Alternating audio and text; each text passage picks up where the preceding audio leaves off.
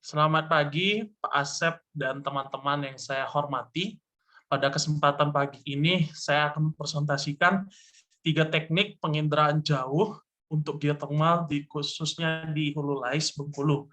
Dengan saya sendiri, Panzri Tegap Syokilase. Untuk outline-nya sendiri itu terdiri dari pendahuluan, lalu tujuan, kemudian diikuti nantinya akan ada metode dengan hasil dan pembahasan, serta di akhir akan ada kesimpulan. Untuk pendahuluannya sendiri, itu Provinsi Bengkulu terletak di selatan Pulau Sumatera yang berbatasan dengan cekungan Bengkulu dan sebagai salah satu 4H basin di Sumatera. Nah, daerah penelitian itu khususnya berada di Rejang Lebong, di mana area ini merupakan WKP milik Pertamina Geothermal Energy. Selanjutnya, lapangan Hulu Lais itu letaknya dekat dengan Sumatera Fault Zone, yang merupakan sesar strike slip yang berarah NWSE yang tersegmentasi di sepanjang Pulau Sumatera, sehingga mengakibatkan adanya perkembangan struktural dan vulkanisme yang ada di Hulu Lais, sehingga memunculkan potensi geothermal berupa munculnya manifestasi yang ada di permukaan. Sehingga tujuan dari penelitian ini yaitu mampu melakukan koreksi yang pada atmosfer pada Sentinel-8, melakukan komposit warna, dan analisis visual citra optis yang bertujuan untuk melihat morfologi produk gunung api. Kemudian dilakukan koreksi data termal infrared untuk mendapatkan land surface temperature, sehingga menginterpretasikan adanya data fitur panas yang ada pada objek yang ada di permukaan. Kemudian dilakukan kelurusan dari citra hamburan balik SAR secara visual, serta melakukan analisis diagram Ross dengan melakukan interpretasi keberadaan struktur geologi berdasarkan kelurusan yang telah terdeteksi. Untuk teknik yang pertama, kita akan melakukan analisis visual citra optis untuk morfologi produk gunung api.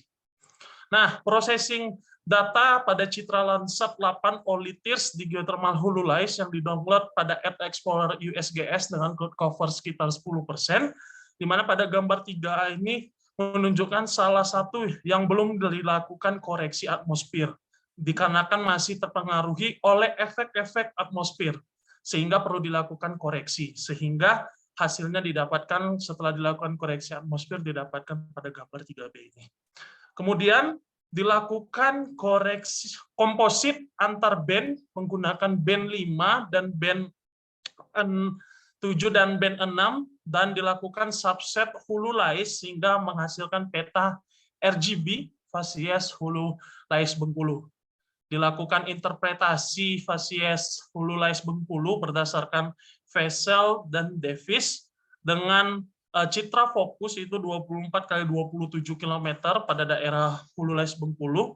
Dapat dilihat pada gambar adanya central volcanic core yang ditunjukkan dengan warna merah dengan mengikuti arah erupsi. Begitu juga adanya proximal, medial, dan distal yang ditandai dengan warna yang ada pada keterangan di gambar. Kemudian adanya kontrol struktur, yaitu segmen musi, dan juga segmen ke tahun yang ditunjukkan dengan batas dengan line putus-putus demikian.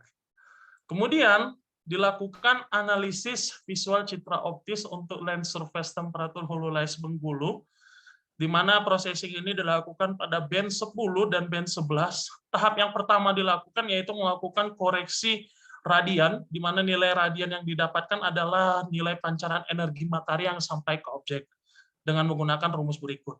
Lalu yang kedua kita lakukan brightness temperatur untuk mendapatkan nilai suhu kecerahan objek yang diperoleh dengan menggunakan metode persamaan berikut.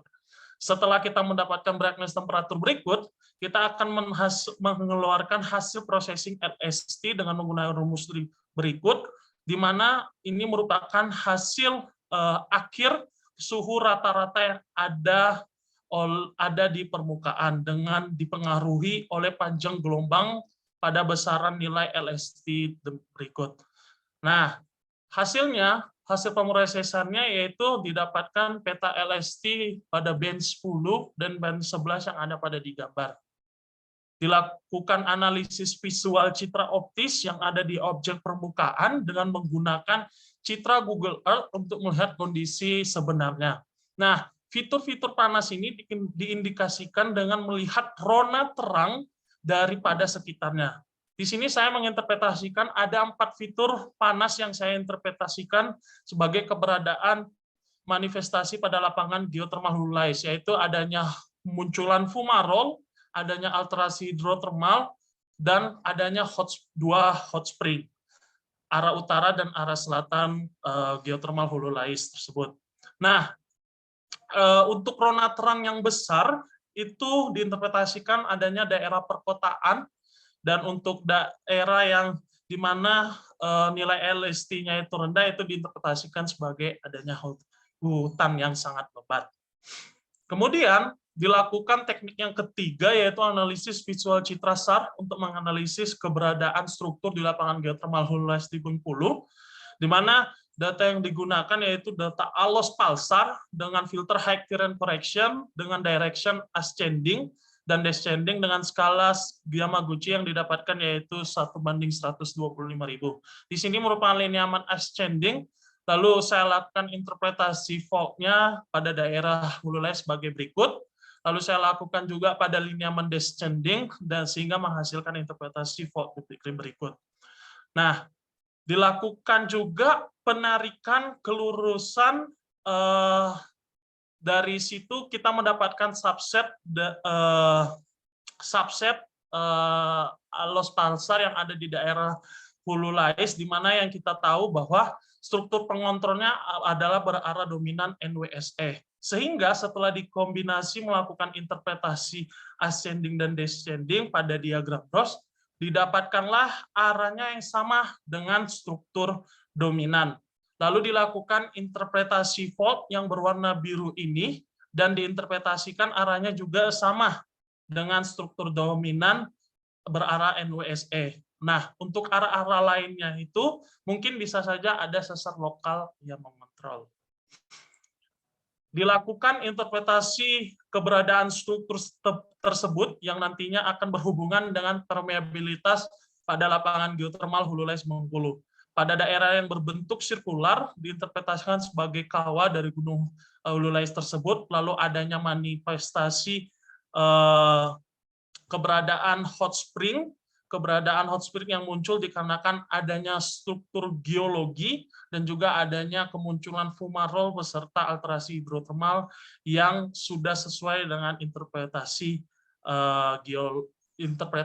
fault yang ada di hulu-lais. Sehingga dari kesimpulan ketiga teknik tersebut didapatkan bahwa pada analisis visual citra optis pada koreksi Sentinel-8 dan memunculkan komposit warna RGB PASIES, itu dapat terlihat jelas produk gunung api hulu-lais Bengkulu berdasarkan visual dan Davis 1981 sehingga dapat ditentukan penciri litologi serta erupsi yang ada di hulu-lais tersebut.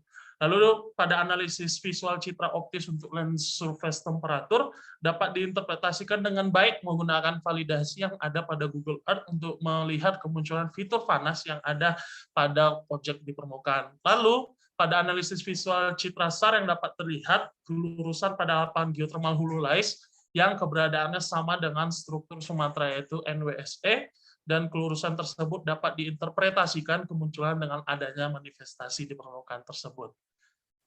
Ini daftar pustaka yang saya gunakan. Demikianlah presentasi UAS remote sensing saya. Saya ucapkan terima kasih. Selamat pagi.